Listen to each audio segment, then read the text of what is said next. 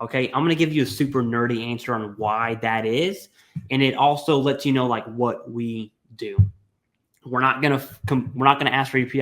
We're not going to fill out VA forms. And to be honest with you, in my opinion, the focus on VA claims are too hard. Like there's a legislation that just passed the House like 2 days ago that focuses on simplifying VA forms or whatever the act is called. I think that misses the mark. I don't think the forms are the issue. I think it's veterans just don't know. Like, what the heck is radiculopathy? You know, like, no one uses that word. I didn't use that word until I started reading 38 CFR, right? Like, what the heck is sciatica? I don't know, dude. It's not the forms that are the issue. It's just the knowledge of what you can claim in the first place. And veterans don't know that. And I think my actual real life example of speaking to the VSO, I'm convinced that the VSO doesn't even know what radiculopathy is at this point, right? Because I've there's good VSOs, there's bad VSOs. I think this one fell on the bad side, and I mean that. But the reason we chose evidence-based VA claims is because we look first. It starts with, okay, if you're going to submit this claim, what is the theory of service connection? The reason that matters is because it shifts your evidence. Now, I can speak 3 hours on this. I'm going to do this as concise as I can, right? If it's direct, we always go back to the big three, right? Your evidence from service, your time in service, your current chronic diagnosis, and then those two become the foundation for the nexus. Not a nexus letter. That's something different. That's direct. That only applies to direct. And so if you're submitting a direct claim, everyone talks about buddy letters this and buddy letters that, which are great. But if there's a totem pole of things that matter, buddy letters are at the bottom. Okay. Just food for thought. And so what we do is we discuss your evidence, say, hey, talk to me about your big three. What from service led to this condition? I'm telling you right now, 8 times out of 10, the answer is, oh, I don't have any evidence from service. Those two times that you do have evidence from service, nice, boom. Here's what you need to do, move on to the next one. The majority of the time, you don't have evidence. So direct is off the table, okay? What about secondary?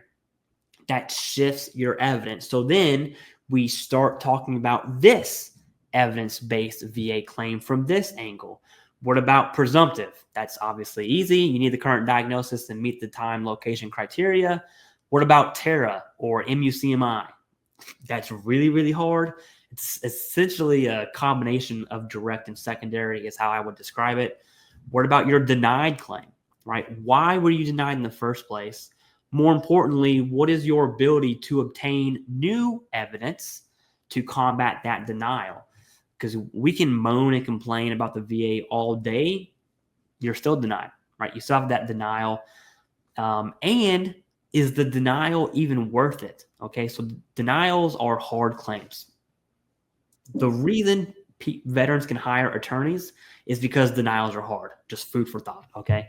And so when he looks at denials, like I just had a veteran maybe 3 weeks ago really getting the tunnel vision and putting their eggs in one basket of fighting the sleep apnea denial when 2 increases that I think because of the veteran's evidence, 2 increased claims would push them to 100%.